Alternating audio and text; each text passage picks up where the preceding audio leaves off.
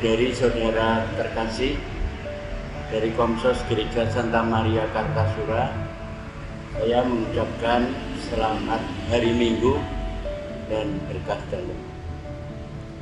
Renungan kita pada hari ini berdasarkan bacaan Minggu Prapaskah keempat tahun C, bersumber dari kitab Yosua bab 5 ayat 9-12, surat Santo Paulus kepada jemaat di Korintus yang kedua bab 5 ayat 17-21, dan Injil Lukas bab 15. Minggu Prapaskah keempat juga disebut Minggu Laetare atau Minggu Sukacita, seperti tertulis dalam antifon pembuka perayaan Ekaristi mengutip kitab Nabi Yesaya bab 66. Bersukacitalah hai Yerusalem, dan berhimpunlah kamu semua yang mencintainya. Bergembiralah dengan sukacita, hai kamu yang dulu berduka cita, agar kamu bersorak-sorai dan dipuaskan dengan kelimpahan penghiburanmu. Saudari-saudara terkasih, Injil Lukas bab 15 menyampaikan kepada kita sebuah perumpamaan yang sangat terkenal tentang pertobatan anak bungsu atau anak yang nakal dan reaksi sinis dari kakaknya terhadap pertobatan adiknya itu. Perumpamaan itu disampaikan Yesus di hadapan dua kelompok orang Yahudi, yakni kelompok pemungut cukai yang biasa dipandang sebagai pendosa dan kelompok Farisi yang biasa dipandang sebagai orang-orang saleh. Tentang dua kelompok berbeda itulah Yesus mau menggambarkan penilaiannya. Para pemungut cukai digambarkan sebagai anak bungsu yang bandel, yang bertobat, dan karenanya diterima oleh Allah dengan sukacita. Sementara orang-orang Farisi digambarkan sebagai kakaknya yang sinis waktu melihat adiknya sendiri bertobat dan dipestakan oleh bapaknya sehingga tidak sampai ikut bergembira dalam pesta itu. Anak yang bungsu itu memang sungguh nakal. Sementara ayahnya belum mati, masih hidup, ia telah meminta seluruh warisannya. Suatu tindakan yang sama sekali tidak sopan.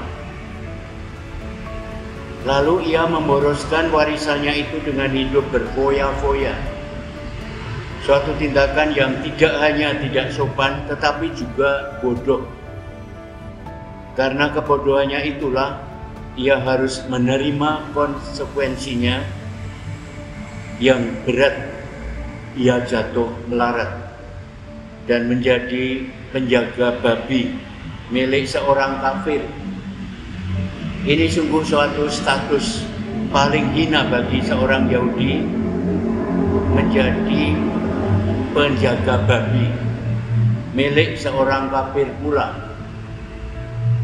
Syukurlah anak bungsu itu tidak bunuh diri, melainkan menyadari keadaannya lalu bertobat dengan mengakui kesalahannya dan tetap mau hidup sebagai budak dari ayahnya sendiri.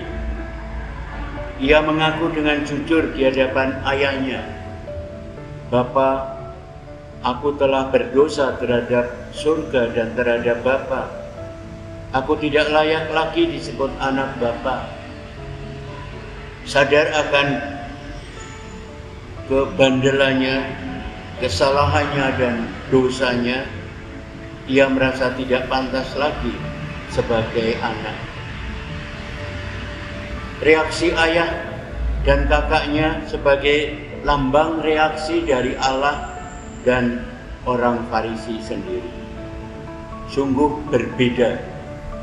Ayahnya berlari mendapatkan dia, merangkul dan mencium dia, dan mengajak seluruh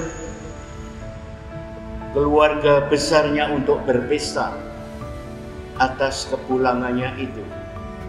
Sebaliknya kakaknya malah marah,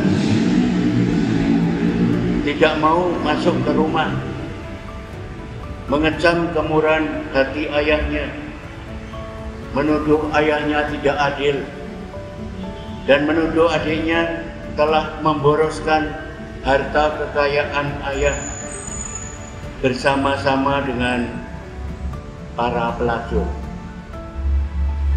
Tuduhan yang berlebihan dan muncul dari iri hati dan kecemburuan. Saudari-saudara terkasih, perumpamaan tentang dua anak itu menggambarkan dengan amat jelas pertobatan sejati dan belas kasih Allah yang Maha Pengampun. Pertobatan sejati berarti kembali kepada Allah dan mengaku telah bersalah, merasa hanya pantas menjadi hamba, tidak lagi pantas menjadi anaknya. Sementara itu, belas kasih Allah melampaui perhitungan manusia. Allah tetap menerima pendosa yang bertobat sebagai anaknya lagi, bahkan menganugerahinya dengan pesta besar yang sama sekali tidak pantas diterima oleh pendosa. Saudari-saudara, sambil mengagumi kebaikan Allah dalam perumpamaan ini, kita dapat bertanya tentang diri kita sendiri. Apakah kita pun akan diterima oleh Allah? Apakah dosa-dosa kita pun akan diampuni dan dilupakannya? Jawaban atas pertanyaan-pertanyaan itu ternyata kita temukan dalam surat Paulus kepada jemaat di Korintus untuk bacaan kedua hari ini. Dengan tegas Paulus menjawab pertanyaan-pertanyaan kita. Seolah-olah saat ini ia berkata kepada kita semua, ya, kita pun akan diterima oleh Allah, dosa-dosa kita pun akan diampuni dan dilupakannya. Dan itu semua terjadi karena jasa Yesus Kristus Tuhan kita. Kepada umat Korintus, Santo Paulus menulis dengan penuh keyakinan, siapa yang ada di dalam Kristus, ia adalah ciptaan baru, yang lama sudah berlalu, yang baru sungguh sudah datang. Sebab Allah mendamaikan dunia dengan dirinya oleh Kristus, dengan tidak memperhitungkan pelanggaran mereka.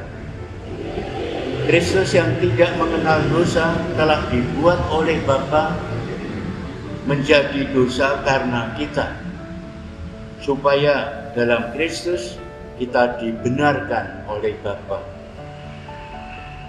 Saudari-saudara, membandingkan Injil dengan bacaan surat Santo Paulus itu, kita dapat mengatakan bahwa apa yang dijelaskan oleh Yesus dengan perumpamaan kini dijelaskan oleh Paulus dengan kalimat-kalimat yang tegas.